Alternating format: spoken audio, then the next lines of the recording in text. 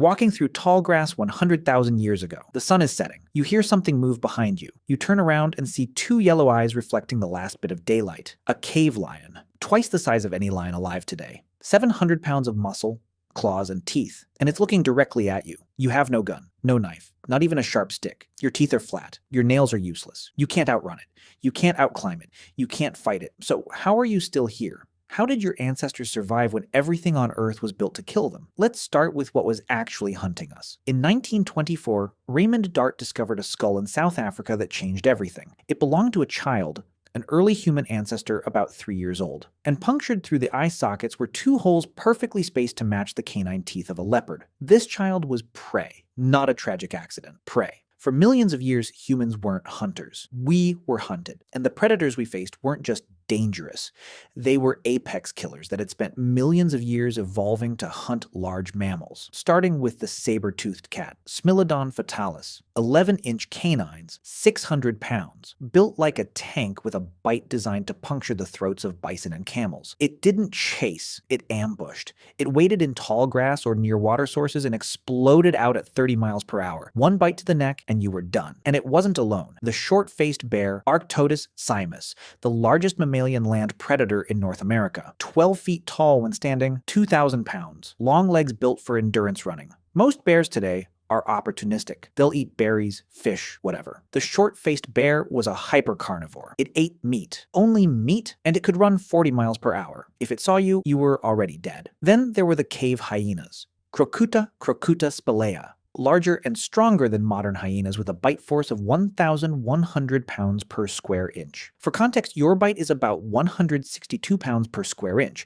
A cave hyena could crush bones to get at the marrow inside. They hunted in packs of 20 or more, coordinated, relentless, and they hunted at night when early humans could barely see. Dire wolves ran in packs of 30. Cave lions were 25% larger than African lions and hunted in groups. Giant cheetahs, scimitar cats, terror birds in South America that stood 10 feet tall with beaks that could shatter skulls. Everywhere humans went, something was trying to eat us. And here's the thing, we had nothing. A chimpanzee, our closest relative, is 3 times stronger than an adult human. Chimps have fangs, they can climb 30 feet in seconds, and they still get killed by leopards regularly. We were slower than chimps, weaker than chimps. We couldn't see well in the dark, we couldn't smell predators from a distance. Our hearing was mediocre. We were upright, which made us visible from far away, and our baby screamed constantly and couldn't even walk for a year. By every biological measure, we should have been extinct in 100,000 years, but we're not. They are. Every single predator I just listed is gone, and we're here. So what happened?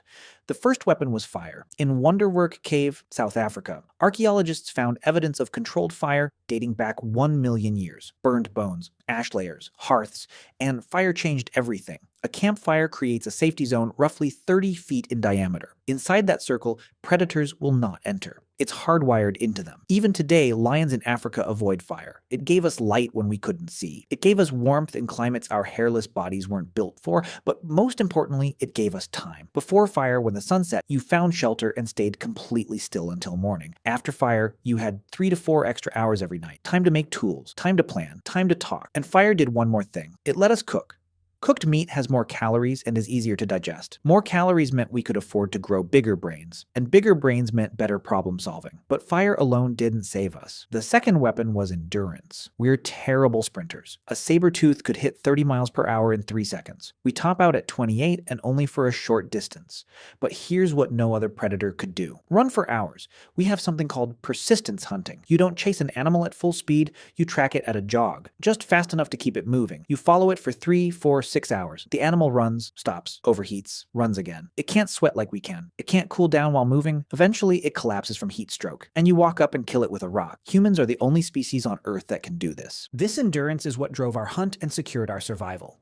The third weapon was pattern recognition. Human brains evolved to see patterns everywhere. Broken twigs means something walked here. Disturbed dirt means something dug here. The shape of tracks tells you what animal, how big, how long ago. We started tracking predators the same way we tracked prey. We learned their schedules. Saber-tooths hunt near water at dusk. Cave lions avoid fire. Short-faced bears are solitary and territorial. We observed, we remembered, we taught each other. And every generation that knowledge compounded. But the real weapon, the one that actually saved us, was each other. In 2001, archaeologists found a skeleton in Dmanisi, Georgia, dating back 1.8 million years. It belonged to an old human ancestor who had lost all their teeth years before they died. No teeth means you can't chew meat, can't process raw food. This person survived for years after losing their teeth. Someone was feeding them, chewing food for them, or cooking it soft enough to eat.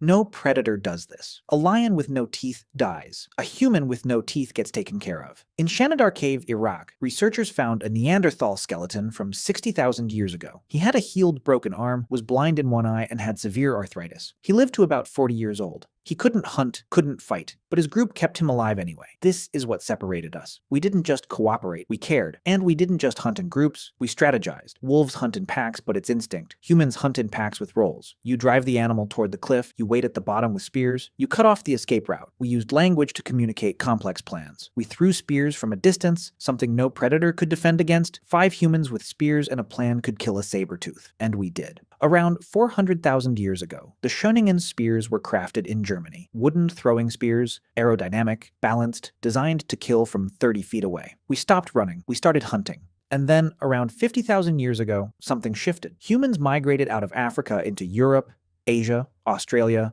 the Americas, and everywhere we went, the megafauna started disappearing. Saber-tooths went extinct 10,000 years ago. Cave lions, 14,000 years ago. Short-faced bears, 11,000 years ago. Woolly mammoths, giant sloths, terror birds, all gone. There's debate about how much humans contributed versus climate change, but the pattern is undeniable. Every continent we reached, the large predators vanished within a few thousand years. We didn't just survive them. We outlasted them, outthought them, eliminated them. Because here's the truth. Evolution gave every predator one advantage: speed, strength, venom, camouflage. But evolution gave humans adaptability. We couldn't outrun a short-faced bear, so we threw rocks at it from a distance. We couldn't outbite a cave hyena, so we worked in groups and surrounded it. We couldn't see in the dark like a cave lion, so we made fire and turned night into day. Every biological weakness forced us to invent a solution, and those solutions compounded over thousands of generations until we became something no predator could evolve to fight. For 2 million years, we were prey. We hid in trees, we ran from shadows, we lost children to leopards and couldn't do anything but grieve. But we had one thing no predator had. We could learn from our mistakes and teach the next generation not to make them. And over time, that was enough.